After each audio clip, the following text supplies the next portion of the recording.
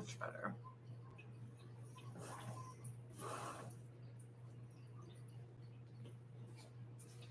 Okay, perfect. Now I'm going to go live on TikTok too.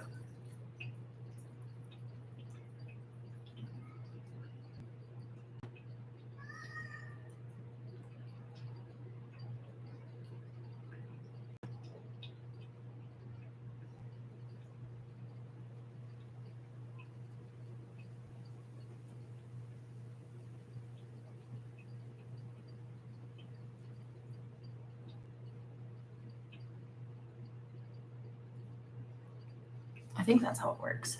I'm not sure how it will be in the sense of if they even send it out. But this is what I'm going to be reading. Here's this camera. Here's this camera. I'm going to start with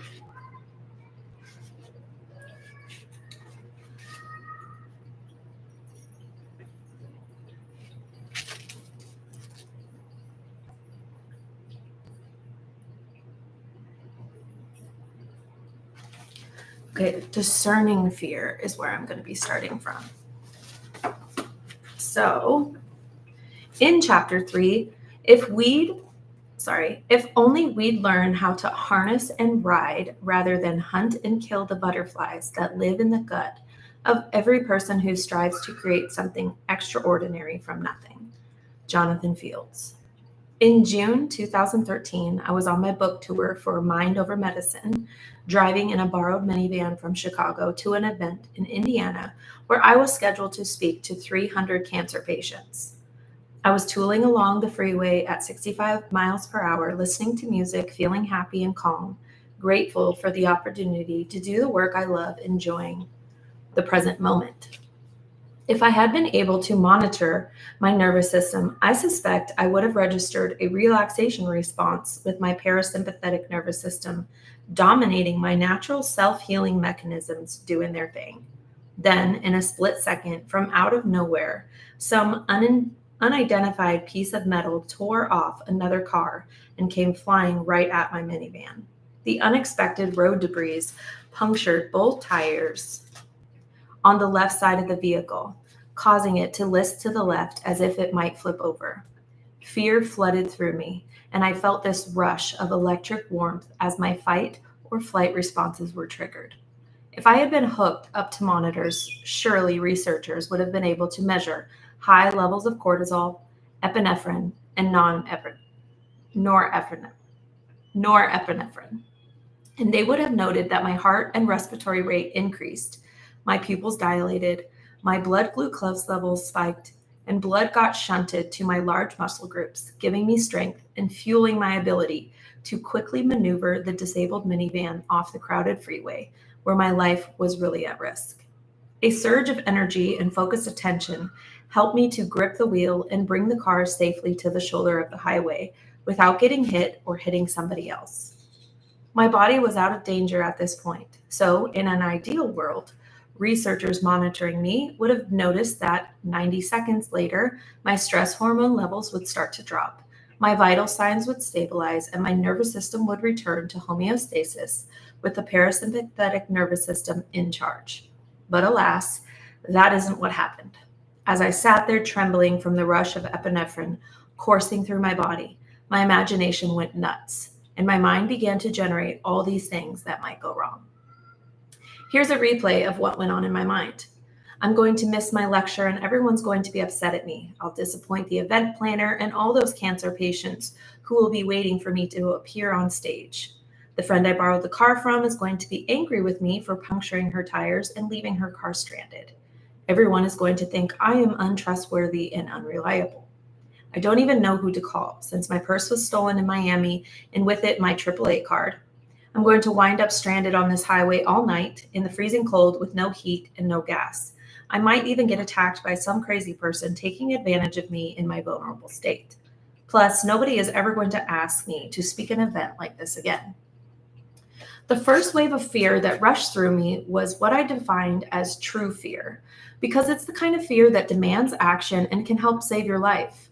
When your car was out of control and I was trying to get it safely to the road, My life was really in danger, and my stress response was appropriate. But the secondary fears that came up once I was safe were all what I like to call false fear. These false fears were just stories I made up in my mind, stemming from imaginary concerns that might or might not come to pass. Were these imaginary fears helpful? Were they going to help me avoid negative outcomes? No. Excuse me. There was nothing I could do to change the fact that I was stranded on the side of the road with 300 people anticipating my arrival in an auditorium 50 miles away. While the true fear that fueled my safe exit from the highway protected me, the false fear thoughts only kept me stuck in my stress response. When you're in a state, it's nearly impossible to creatively problem solve. You're too busy trying to outrun danger to anticipate potential challenges in the future and calmly brainstorm solutions. And we've already seen how repetitive stress responses can harm your health in any number of ways. Because false fear spirals like the one I experience often happen unconsciously. I wasn't even aware at first of how one true fear that saved my life had resulted in a situation that triggered a dozen false fears. Once I realized what was happening, I took a moment to practice a brief relaxation response meditation so I could calm down my nervous system and allow it to reboot. This practice took me a few extra moments, which meant I was much closer to missing my speaking appearance. But calming my nervous system was essential if I was going to critically assess the situation and focus my imagination on coming up with creative solutions, rather than dreaming up imaginary negative outcomes. What I love about how she is describing this here is our fear responses in the way the false fear, as what she's talking about, the things that our imagination comes up with, they block our creative outlet. We are not able to use our imagination for creative planning, problem solving, if we are stuck in those false fears. From this relaxed state, I was able to track down the AAA phone number and call a tow truck. I also realized I could call my friend and the event coordinator to see if either of them were available to help me out. My friend called her husband and he got in a car to meet me in Indiana so he could oversee the car repair while I focused on getting to my speech. Once I had made my phone calls, it took another hour for the tow truck to arrive, more time to chill out and meditate.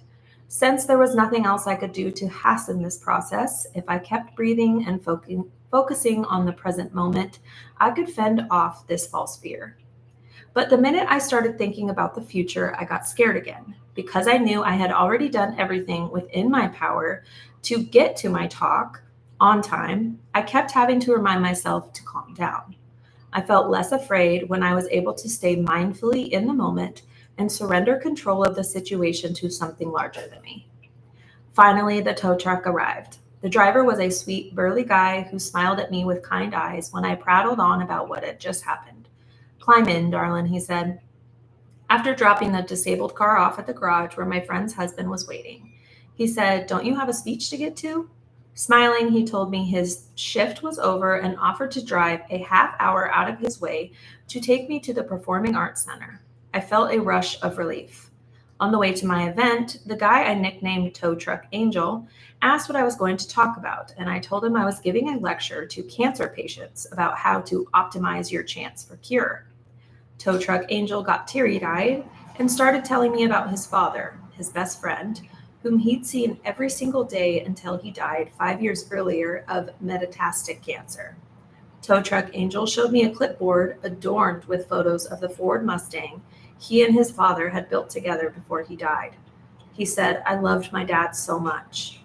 He delivered me right to the door of the Performing Arts Center, just in time for me to run my fingers through my roadside hair and walk up on stage fully relaxed. Not one of my false fears came true. I wound up telling the story to the audience. The story of how I got there helped me demonstrate the very point I was trying to make with my talk. That the stress response triggered when my life was in danger was protective, while all the stress responses triggered by my false fears only caused unnecessary suffering in the moment and put me at risk of potential illness down the road. But those were also the fears pointing me towards things that I needed to heal. True fear and false fear. True fear is a survival mechanism meant to protect you. It's the kind of fear an animal experiences when a predator stalks it, triggering the fight or flight response that may save its life. True fear is what you experience when your minivan goes out of control on the interstate. False fear, on the other hand, shows up as worry, anxiety, and ruminations about all of the things that could go wrong in an imaginary future. I'm going to sneeze. I'm so sorry.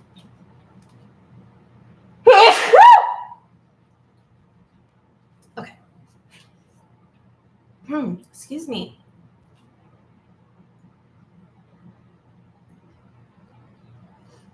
It's always fingered.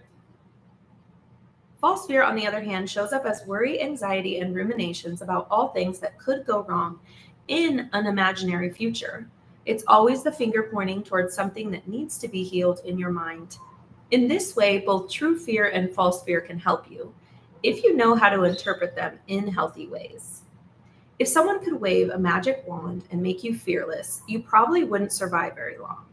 Those who grow up to be diagnosed with antisocial personality disorder are often fearless as children, and such fearlessness puts them at great risk. Fear is critical to our safety and survival, but the very thing that protects you can go haywire. Although false fear can illuminate areas in your life that need your attention, healthy decisions that guide appropriate behavior never arise from false fear. They arise from intuition and integrity. Learning to discern between true fear and false fear allows you to know which voices in your head you can trust to guide your decisions. True fear is the fear you feel as you lean over the cliff and realize that one misstep could kill you. It's the fear you feel when you meet a mountain lion on your hike. It's the fear you feel when someone holds a gun to your head. It can also be the calm, measured voice in your head that says, "This guy is dangerous," or "I need to go check on this baby right this second." The voice of true fear is meant to keep you safe. You may think that false fear keeps you safe too. Perhaps you think that worrying about your finances will help keep you financially secure. Maybe you think that fear of having your child abducted leads you to take better care of him or her. You might think fear of getting sick keeps you from engaging in reckless behaviors. Maybe you think you're more likely to quit smoking or eat organic because you're afraid that your health will suffer. Many people think fear is the only thing keeping them from reckless behavior that might threaten their career, their financial stability, their marriage, their quest for excellence, their reputation, their health, and the safety of those they love. But does false fear really help you behave more responsibly? If you weren't afraid, would you throw away your money, leave your child unattended, or gorge on sugar? Is false fear what motivates you to make good decisions? And are the stress responses such our fears activate worth the risk they cause your body? No. By shining a light on what needs to be healed, false fear may indeed play a role on helping you look at your money issues, your bad habits, your parenting challenges, and any dissatisfaction in a relationship. False fear may also alert you when creative problem solving is called for. If you can recognize it as a signal, if you can recognize it as a signal, not to let stress responses run amok, but to explore the situation further in a calm, relaxed, intuitive way, false fear may have something to teach you. For example, maybe you're afraid about getting cancer, even though you just got a clean bill of health from your doctor. Perhaps the fear stems from an intuitive knowledge signaling you that your unhealthy lifestyle may be putting you at risk of cancer, even though you don't have it yet. Maybe your instincts are telling you to stop eating so many processed foods, ditch the cigarettes, and start meditating so your immune system is better able to maintain healthy homeostasis. Or maybe you're afraid of running out of money, even though there's plenty of money currently in your bank account. Perhaps this is an alert from your intuition that the reckless way you've been spending needs to stop so you can build up a more of a buffer in case something unexpected happens to your income stream. The key is understanding that you don't need the fear in order to motivate healthy, responsible behavior. although it's worth paying attention to the fear that may point a finger in the direction you need to be looking. When false fear is in charge, your mind gets smaller. You limit your ability to problem solve creatively. You are paralyzed into inaction. But when you're able to let fear help you expand your consciousness, something opens up and you're able to make better decisions. I'm so sorry, I have to pull my nose out here right now.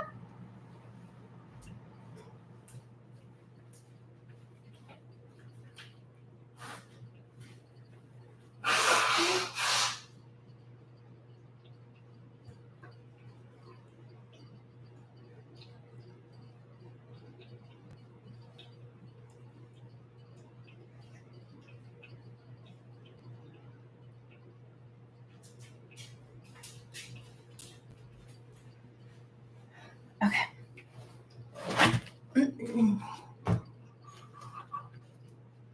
The voice of true fear. While false fear can be useful for shining a light on areas of your life in need of healing, it's not the false fear that motivates responsible decision making. It's integrity and intuition. These are what fuel you to take good care of your children, excel at work, commit yourself to healthy relationships, make sound financial decisions, and take care of your body. The voice that your intuition speaks with is the voice of the part of you I call your inner pilot light. When you're trapped into this inner guidance system, when you're tapped into this inner guidance system, it will steer you to make decisions that are aligned with your truth. And the good news is that fear can point you towards your inner pilot light if you learn how to bridge the two. For example, let's say, sorry, there's a phone call coming through. Un momento.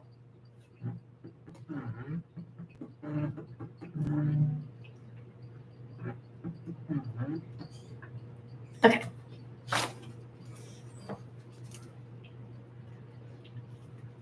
When you're tapped into this inner guidance system, it will steer you to make decisions that are aligned with your truth.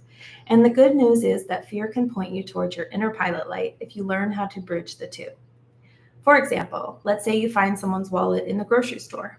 Your fear of financial lack might make you think you should pocket the wallet. But if you learn to examine your fears consciously, you'll see that such fears point toward your growth edges. You may realize that your money fears are tempting you to compromise your integrity.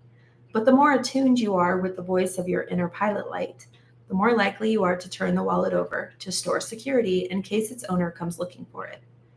On the other hand, if you're out of touch with your inner pilot light and your fear of financial lack is running the show, you might rationalize why you should keep the wallet and pocket this money. When you're tuned in with your inner pilot light, this inner guidance system will help you do the right thing. Keep in mind that the right thing might not correspond to society's rules. Your inner pilot light enforces your soul's values, not those of society. The law might say that you shouldn't give money to beggars, but your soul might say you should. Society might say you should stay married until death do you part, but your inner pilot light might steer you otherwise. How can you tell whether you're being guided by your inner pilot light? Because it will feel good, not in a short-lived, hedonistic, ego gratification way, but as a deep, nourishing soul food fulfillment. You'll be able to tell the difference between following the voice of your inner pilot light leaves you respecting yourself as well as others. Your inner pilot light can be trusted to protect you. The wise part of you will lead you to take any necessary precautions that will ensure the safety of you and your loved ones. The good news is that this kind of guidance improves your health rather than threatening it. But while your inner pilot light can be trusted to guide you, you'll have to learn to distinguish this voice from another, often a much louder voice in your head, the voice of your small self. Trying to see if there's birds on my balcony. You could call this part of you your gremlin, your inner lizard, your ego, or the voice of fear itself.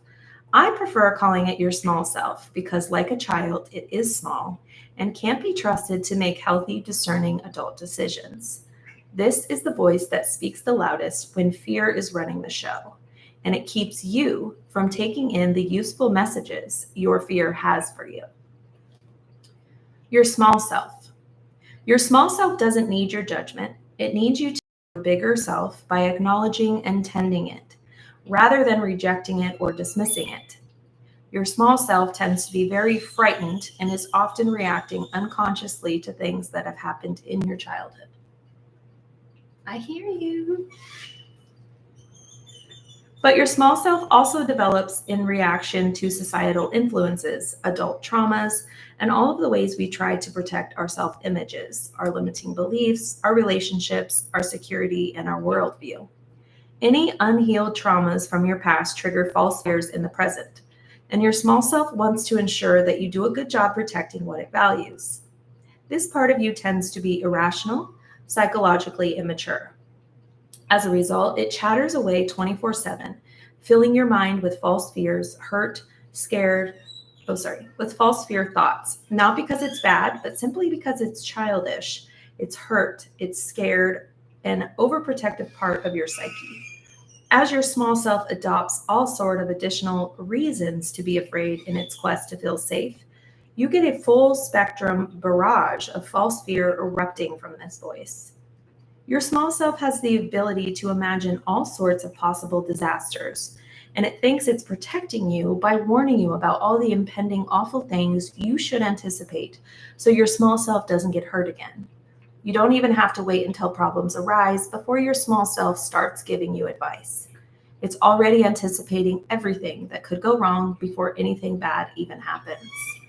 For example, even though I grew up in a happy home environment with two very loving parents, my small self grew up seeking approval and feeling like she was never quite good enough, no matter how much she achieved. My parents often reassured me that they loved me regardless of my achievement, but in spite of their reassurances, my small self kept trying harder and harder and harder, earning straight A's and being the good girl, going to medical school and graduating at the top of my class, and then becoming a successful author. And yet, for years, it was still never enough. I kept trying harder to win the approval, not just of my loved ones, but even strangers. Although I became aware and I was able to abort this unhealthy pattern in my professional life, it kept on running my personal life. I was trying harder and harder to win the approval of the men in my life, but no matter how much I sacrificed myself to demonstrate my devotion, I wasn't feeling loved enough in return. It wasn't the fault of the men. They were doing everything they could to love me, but none of them could heal my childhood wound. With the help of my therapist, I was able to trace that pain back to my earliest childhood. I discovered that my small self was running the show in many of my relationships with men because false fear was driving her. When I tried hard to please a man and didn't feel appreciated, I would let my small self take the wheel and dictate my behavior in ways that my boyfriends perceived as irrational. They were right. My reactions were out of proportion, reacting not just to the present, but to the old deep hurt, and result, unnecessary stress responses were triggered. Once I was aware of how fear was sabotaging my relationships, I was able to use the realization fear granted me in order to break old patterns.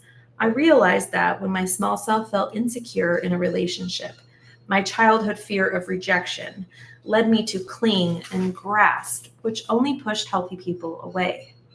Once I recognized the pattern and where it came from, I was able to heal these childhood wounds. My goal now is to let my inner pilot light call the shots in my relationships instead. In this way, my fear was a blessing. It was a billboard announcing to me how I was creating my own suffering and how I might shift those unhealthy patterns. While I still struggle with my small self, I'm on my way to healthier relationships, so I experience fewer stress responses in my relationship life, and I'm able to make more courageous decisions. Unless you've done loads of therapy, and maybe even then, your small self probably still takes the wheel and dictates your behavior when he or she gets scared. Your small self tends to have its favorite scripts, and it repeats them over and over and over again. It's always worried about abandonment and rejection because most of us never felt quite secure in love with our parents. Secure in love of our parents, no matter how great mom and dad were. It's always worried about money, even if there's plenty of money in the bank. But most of us have unhealed childhood issues around financial security. Even if we grew up wealthy, we were probably taught that we had to guard against financial loss. Your small self tells you that you shouldn't make yourself vulnerable because it can't trust people. They could break your heart. Your small self is insecure, self-conscious, and self-absorbed, always trying to enforce the fear-based rules you learned in childhood. Your small self should not be automatically trusted to give you wise counsel. Yet many people let this voice rule their lives without even questioning it. While these are all opportunities to let fear point to the areas that need healing in your life, the tricky part is recognizing when your small self takes the wheel and acknowledging that it can't be trusted to make good decisions. If you're letting your small self guide your behavior, you've turned over your power to an unreliable advisor. And to make matters worse, your small self is unaware of its limitations. It thinks it can handle making all your important decisions. And just to make sure you're paying attention, it talks to you all the time. To make things even more confusing, this voice likes to take two sides of the argument. So it will steer the first one way and then the other. Your small self is constantly playing devil's advocate, trying to ensure your safety and certainty.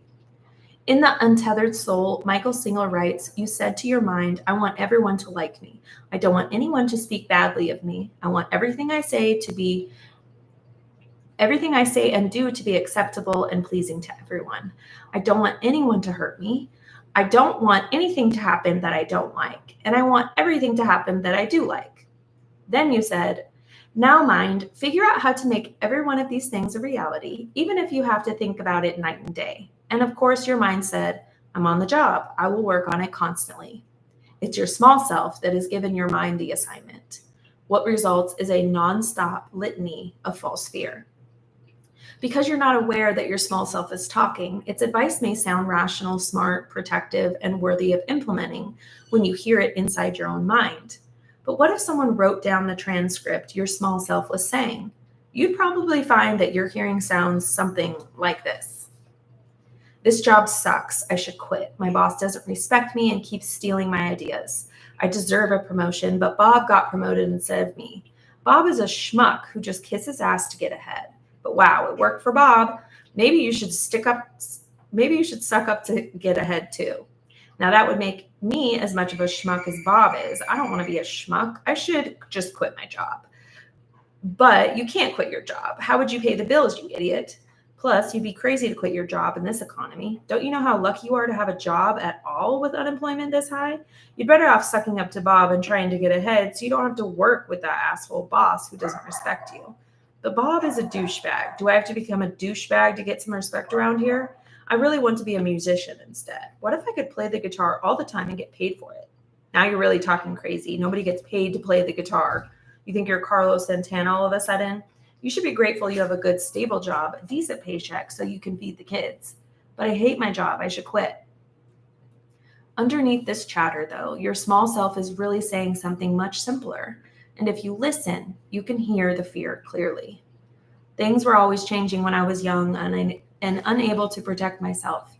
I felt hurt and scared and insecure. So I want you to promise you'll keep me safe. I don't trust you when you think about changing things. My security feels threatened and this frightens me. If you quit your job, I won't feel safe. So please don't change anything. Even if you're unhappy, listen to me instead and do what I say. Once you realize what your small self is really saying, you can ask yourself what needs to be healed in order to move beyond these false fears. Perhaps you need to heal your tendency to grasp at security so you can find peace amidst change. Whatever it is, your inner pilot light will guide your awareness so you can find peace beyond fear. As another example of how your small self may operate, consider how you may be letting it prattle on about your relationships. Imagine the dictation of your thoughts on this topic. Oh, you know what? Let me go. I'm going to try it on Instagram Live.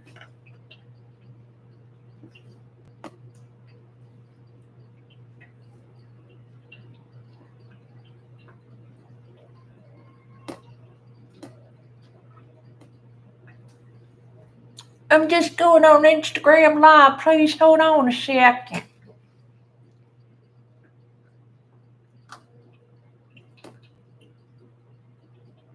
Okay, here we go. I think I'm getting a little sweaty. A little bit, just a little sweaty. Okay.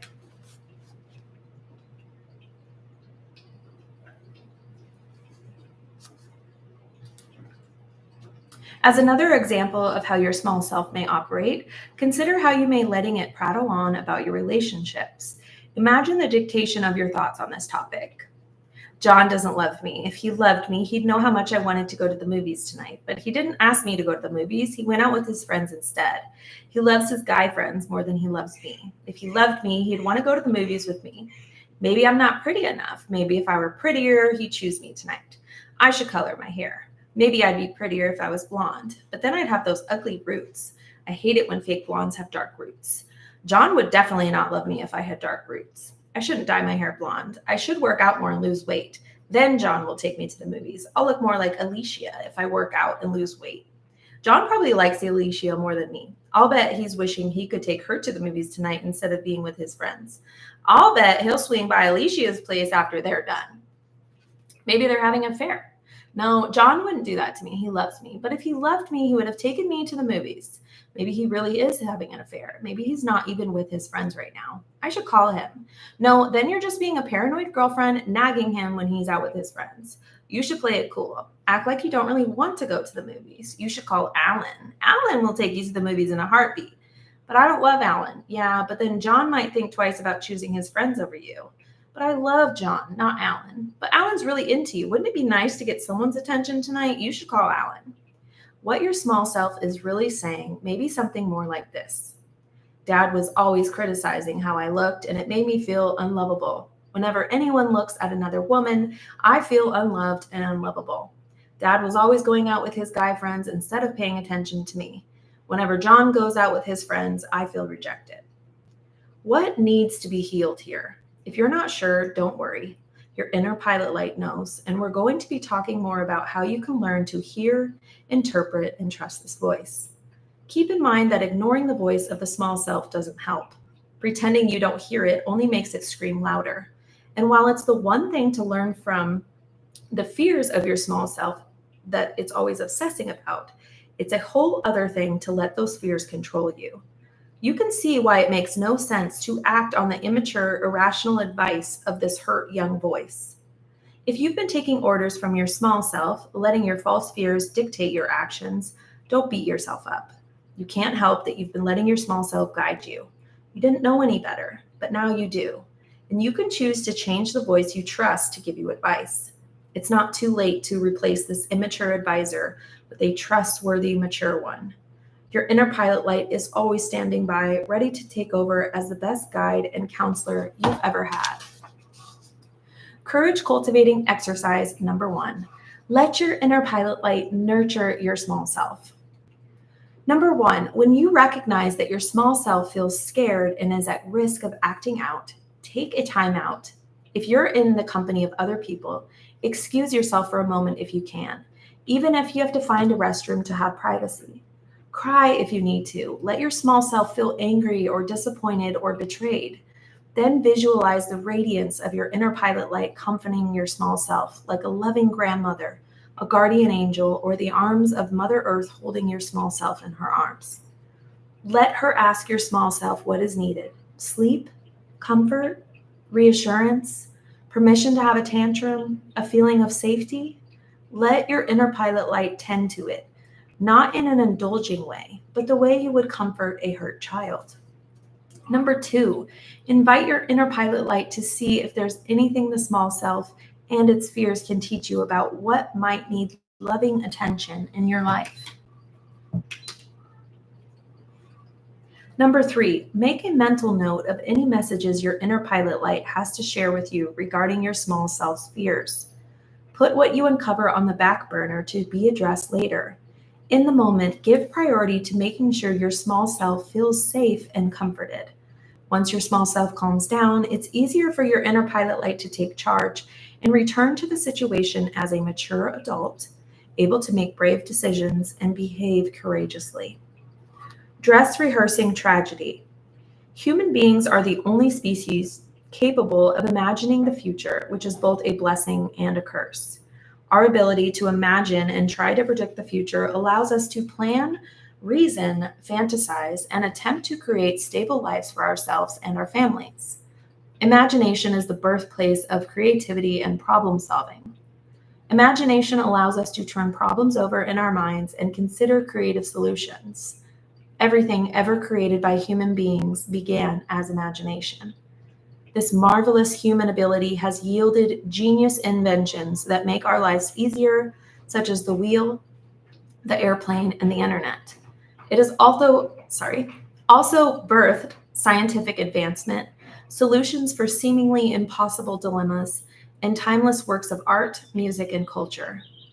Even though we are arguably much weaker than other species from a pure strength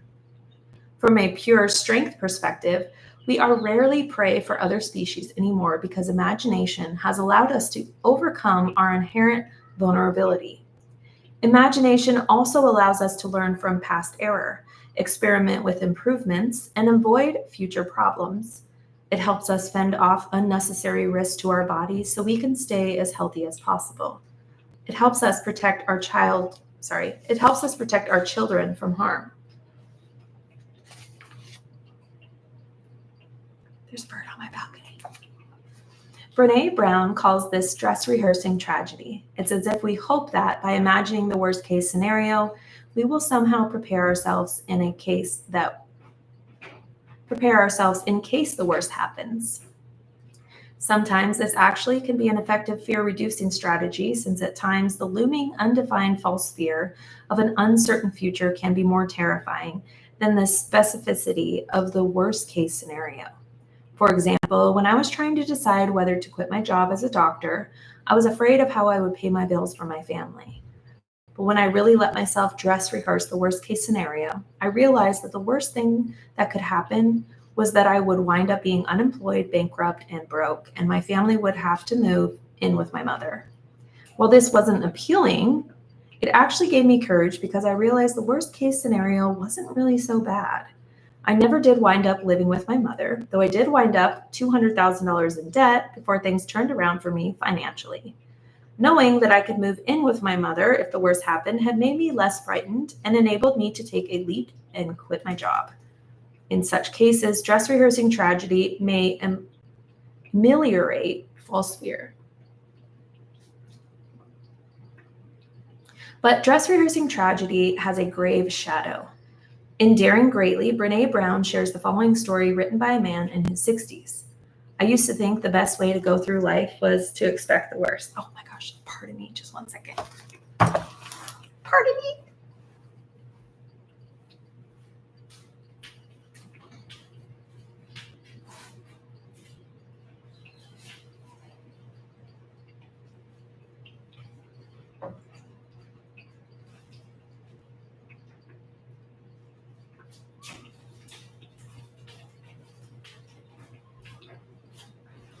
Okay, I'm back. Oh, there goes my notes. Anyways, I think here we go. I used to think the best way to go through life was to expect the worst. That way, if it happened, you were prepared. And if it didn't happen, you were pleasantly surprised. Then I was in the car accident and my wife was killed. Needless to say, expecting the worst didn't prepare me at all. And worse, I still grieve for all those wonderful moments we shared that I didn't fully enjoy. Excuse me. My commitment to her is to fully enjoy every moment now. I just wish she was here now that I know how to do that. Whose fear is it? Where did the frightened voice of your small self come from? Why is this voice always spouting off false fears? It's enforcing a series of rules that you learned in childhood. Ostensibly, I'm thinking it's saying like to keep you safe. Yet false fear of your small self may not even belong to you. They may have come from much farther back. We tend to inherit fear like a virus that gets passed from generation to generation. We unconsciously take on fears of our parents, often by the age of 6, with their programs getting downloaded into our subconscious minds without our consent. Such patterns can become the operating instructions for your entire life. Common operating instructions passed on from generation to generation include beliefs such as bad things happen when you're not in control, you'll be judged if you let yourself be vulnerable, so keep your guard up, fly under the radar and don't ever rock the boat or hell will break loose, prioritize what's certain, secure, and safe and right, even if it makes you unhappy. You have to work your ass off in order to survive. Life doesn't work if it's not pleasurable. Don't follow your dreams because it's not realistic or responsible. Everyone is out to get you, so protect your heart at all cost. Self-sacrifice is good. Self-care is selfish. Don't enjoy sex or you'll go to hell. Be perfect or you might get rejected. You may have inherited these fear-based rules from your parents. They inherited them from theirs. And unless you wake up, you'll pass on those fears along to your children, usually in the name of keeping them safe. These generational fears can show up as a result of cultural trauma, such as the Holocaust. Many who have survived such genocides have passed on a fear of persecution long after the real threat that once triggered true fear in the ancestors is gone. Financial lack represents another common generational fear. For example, those who survived the Great Depression had true fear about starvation and poverty, and they passed on a fear of lack to generations of plenty. This fear may show up in an insatiable need for more and more money, even when there's a bounty of food on the table and plenty in the bank. Scientific evidence backs up this idea of generational fear. In a study conducted by Brian Diaz and Carrie Ressler at Emory University, published in Nature Neuroscience, mouse parents were exposed to electrical shocks whenever they smelled the scent of cherry blossom and almond.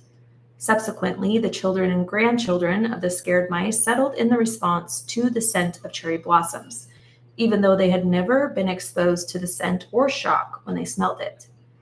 Offspring of the scared mouse parents also had more neurons that detected the cherry blossom scent than mice whose parents hadn't been shocked when exposed to the scent. Such fear can be transmitted at the level of DNA. Researchers found that DNA in the sperm cells was imprinted with an association between fear and the scent of cherry blossom. A gene that codes for the molecules that detects this odor carried a chemical marker that they postulated may have changed the behavior of the gene.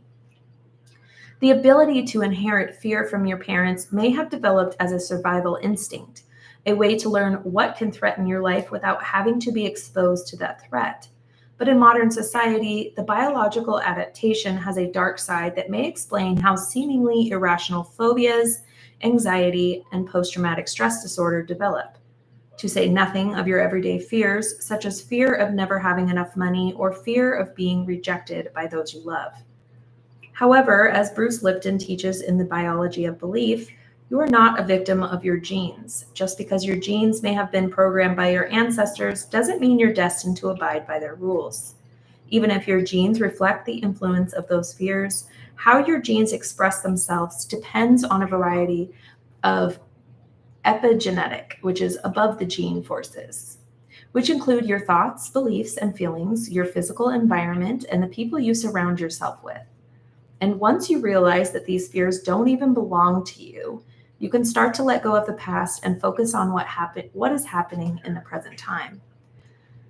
By letting fear illuminate what's in need of healing, not just in you, but in your family, you have potential to heal not only yourself, but you can break the chain of generational fear and heal your entire bloodline. Becoming aware of the fears that you've inherited from your ancestors isn't about blaming your ancestors or playing the victim. Your ancestors need your compassion, not your judgment. And you can be grateful that the fears you've inherited are helping you heal. Like you, your ancestors inherited these fears from their own predecessors. Awareness allows you to forgive them while reprogramming your subconscious mind, so you are free to act from a new set of operating instructions, the instructions of your inner pilot light.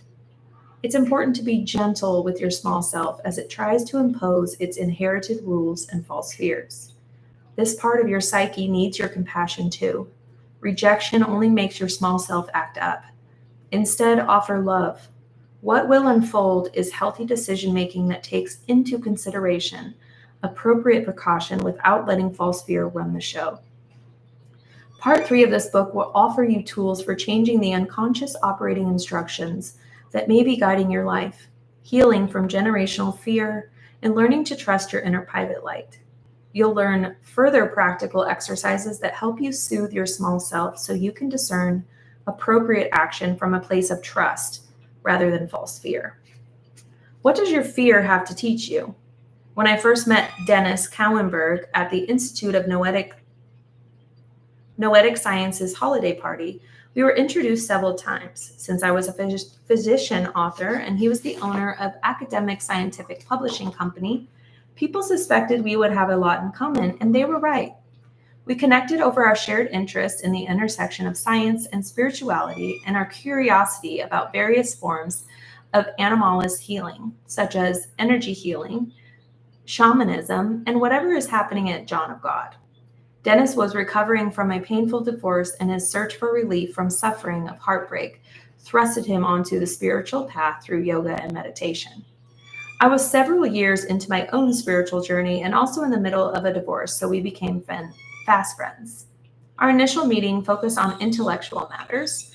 We shared with each other books that left our very skeptical, scientific cognitive minds baffled and curious, and we'd spend hours hashing over things most scientists dare not touch, like the scientific data of telepathy, reincarnation, and near-death experiences. I hear you, but I don't see you. Within 3 weeks of our first meeting, Dennis and I, alongside my friend April, had a spontaneous mystical experience that left all three of us confused, disoriented, ecstatic, and awed.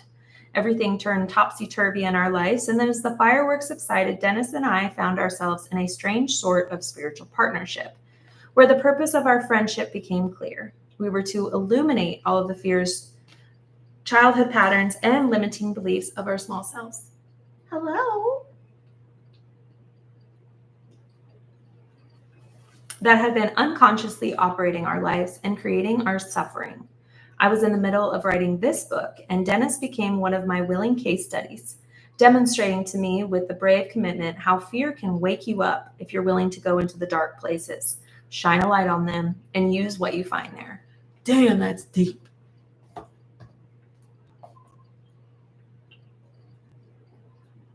Damn. At one point, Dennis had been happy in his job in scientific publishing, but as he grew to better know his own soul's existence, Dennis realized his business wasn't aligned with his true nature.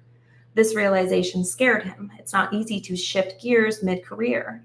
He was familiar with publishing. He was well connected within the industry, and he felt stable and secure in his ability to generate revenue, to get by within the area of expertise. He dreamed of starting over, but fear kept getting in the way. What would he do if he stopped publishing scientific books? How would he pay the bills? Dennis wound up taking a sabbatical from his work in order to get some perspective and gain clarity. He was fortunate to be self-employed with money in the bank and to fund a sabbatical, but after 6 months away from his business, he was watching his savings account dwindle. He was clear that he didn't want to return to his job, but he had no idea how he would pay the bills when the money ran out. When Dennis spoke to me about his fears, I asked him to share what the voice in his head was telling him about the option of a career change. Here's what Dennis's small self was saying to him. Who do you think you are? You think you have what it takes to really follow your dreams? You already took 6 months off and nothing good came from it. You spent enough time acting out. It's time to come back to earth, cut your losses, and act responsible.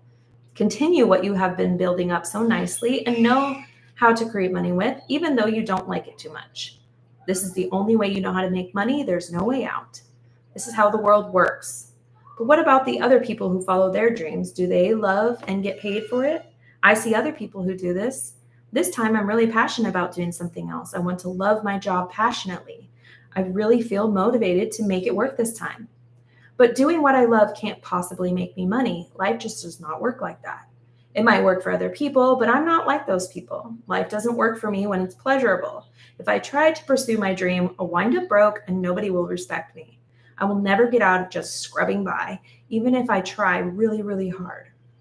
But I'm educated. Look how far I've come already. I've been in a marriage where things were really good with plenty of money. My ex followed a passion in an artistic world and made plenty of money. I should be able to do this too.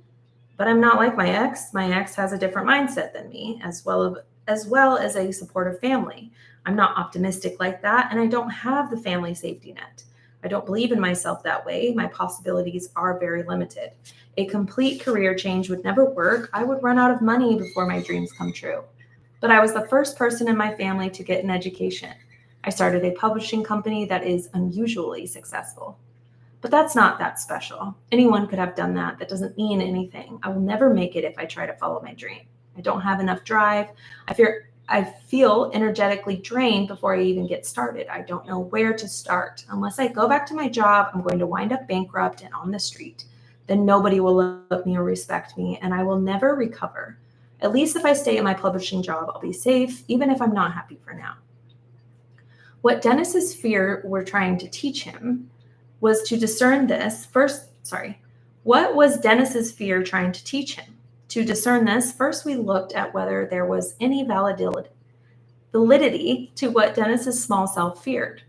He was not good in imminent danger. He was not in any imminent danger. There was no tiger chasing after him. Nobody was holding a gun to his head. He could still eat food. He still had a warm place to sleep, a substantial chunk of change sitting in his bank account. However, while he was safe in the present moment, he had never invested in buying a house. He didn't have any money in a retirement account. And unless he took some action in order to shore up his dwindling savings account, it was possible that Dennis could run out of money.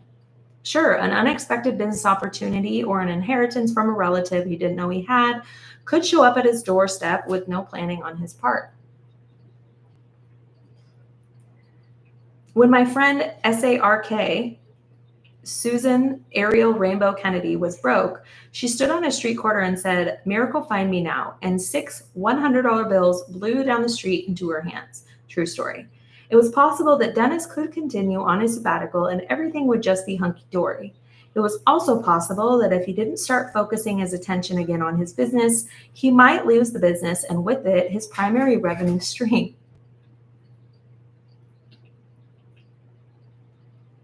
Just making noises out there? If he ran out of money and he had no food, no shelter, and nobody else could give him food or shelter, an unlikely scenario given how many people loved him, including me, then his safety net might be threatened. In present time, though, he was able to pay for his basic needs. After this, I asked Dennis to try and tune in to what his fear might have said to him with the guidance of his inner pilot light. Could he sense what the fear was telling him about places where he was stuck or where he needed to grow? He said, "Sometimes I feel my highest self taking over, but when I'm in my smallest self, I feel like I'm at the mercy of this negative current that is bigger than me. Like I'm at the will of this animal and there's no way of escaping it, no way of taking authority over my own life. I feel trapped in this prison, like I can't change the course of this trapped life. I feel like it's dragging me down every time I start to lift myself up, like it's a dark river pulling me underwater and I can't do anything about it. When I'm in this state of mind, I feel very limited, like I can't create any good ideas and everything seems negative. I feel like a helpless victim, even though I know this kind of thinking isn't helpful. It completely paralyzes me and makes my world extremely small. Even though I know I'm not really a victim, I don't know how to get out. In my body, my breathing feels very shallow, like someone's sitting on my chest. I feel this gripping in my stomach. I feel like something is stuck in my throat and wrapped around my neck, like I'm carrying my luggage on my neck, and I don't know how to escape. Because I can't stand feeling this way, I'll do anything to feel better, unaware of the motivation. I'll seek out casual sex, I'll drink alcohol or eat potato chips. I call my friends, the ones I know will tell me I'm great. I'm always seeking confirmation that I'm worthy of love. Even just going out on the street with this unworthy sensation, I realize I smile at random people, waiting for someone to smile back at me and give me a feeling of worthiness. If someone smiles at me, I feel better for a while, but if they don't smile back or if they ignore my kind gesture, I can get very angry and aggressive. It pushes all my buttons and I feel so small. There's this whole other part of me that knows it's all a lie. I'm trying to figure out how to hear and trust that voice instead. But it's so hard when this voice is so vicious and so loud. When Dennis focused all of his attention on the voice of his small self, letting it point to what is in need of healing within him, he was finally able to distance himself from the voice and see it for what it was, a critical, self-loathing tyrant without an ounce of optimism, leaving no space at all for imagination. When false fear is running the show, the creative mind gets paralyzed. Fearful ruminations diminish creativity and shrink your perception of what's possible. But once the small self calms down, it's easier to tap into the part of the imagination that, instead of focusing on an imagined disaster, can imagine creative solutions.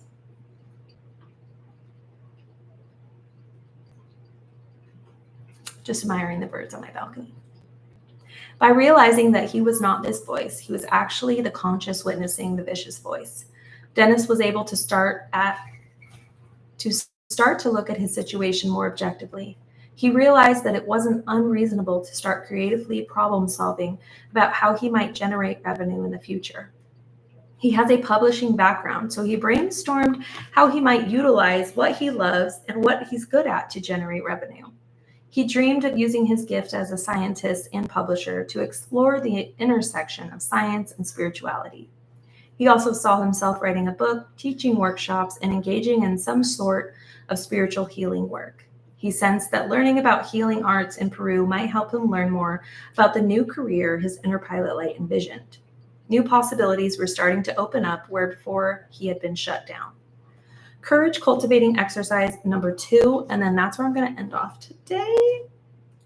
Make a list of false fears that you're ruminating on right now. Choose the first fear on your list. Close your eyes and take a moment to tap into your inner pilot light. Breathe deeply and notice any areas of griping, especially tightness in the belly or chest.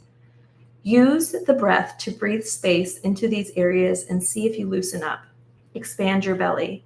Open your heart. Call in whatever it is you trust, whether it's God, the angels, the universe, or a deity you identify with, or call upon your own inner pilot light directly. Number 3, ask what messages of healing your fear is trying to communicate. What might this fear have to teach you about your personal or spiritual growth? Where might you have blind spots in need of illuminating? Where are you stuck, and how can this fear be a blessing? Number 4, make note of whatever messages come through, since you'll be addressing these in part 3 of this book. Is that a dog or a person? Anyways, that is where I'm ending today. I love this book so much. This is the book that I'm reading. It's The Fear Cure. It talks about how many people are trapped in their own fear. And not the fear of an animal chasing you, but the fears, the ruminations, things that they think about that have happened from the past, possibilities that may happen in the future, and they get trapped by them. And when you're trapped by your fears turn off your imagination, and your imagination is the place where you brainstorm, where you come up with creative planning ideas. So I highly recommend reading this book. I will continue to read it when I'm on live. I'm on live YouTube, and I'm on live on Instagram right now. I was live on TikTok earlier reading. It is a great book. As you can see, I've been taking notes. I would go crazy. So if you have been struggling with fear, whether it's been passed down to you or whether other things have caused you to get stuck in your fear, this book is really helpful in allowing you to understand that, 1, your fear does not control you. You have the ability to step out and away from it to be able to see what it's actually trying to tell you about yourself. So yeah, thanks for listening.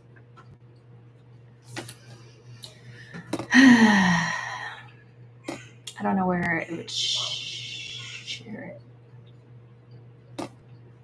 I'm still uploading this to Instagram. One moment. The Fear Cure by Lissa Rankin, MD.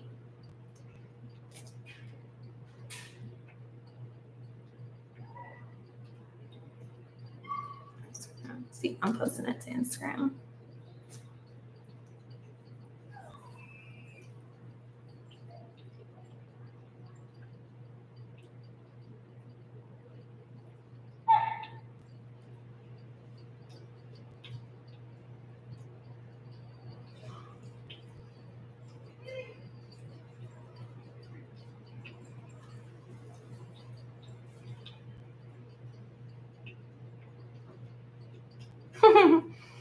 Look at that face as he said this. I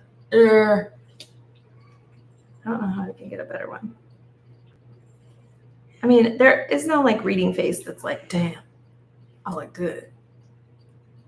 Oh, maybe the one where there is the title.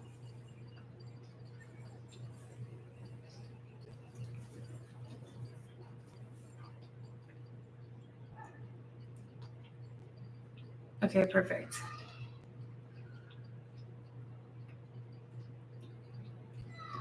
Gary Vee's like. But some people can't afford it. Some people don't want it. Some people can. But like content. But Q&A is a great way to create content when you have an expertise. Boom. Okay, and do it live. Just you don't have to, but it is. All right. Thanks for watching.